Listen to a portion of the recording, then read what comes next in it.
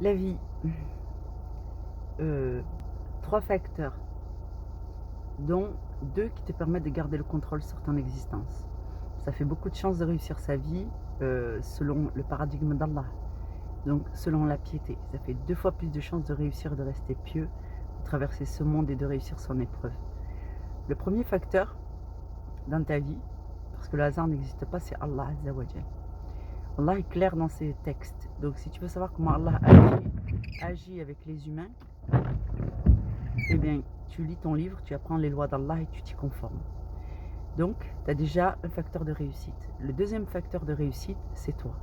Si toi, tu es maître de tes actions, tu agis dans la vie avec sagesse, tu as du discernement, tu investis sur toi-même pour grandir, pour définir tes valeurs, pour apprendre le bien, le mal dans des notions de plus en plus subtiles en fonction de ton niveau d'éveil, tu as une maîtrise sur ta vie qui est extraordinaire.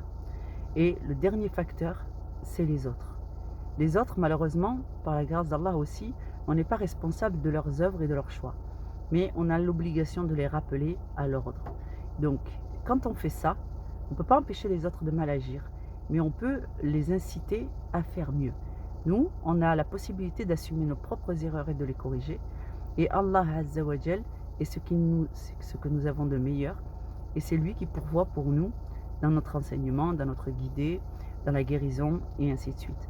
Donc vous avez 2 fois plus de chances que ce que vous pensez de réussir votre vie sur le plan spirituel.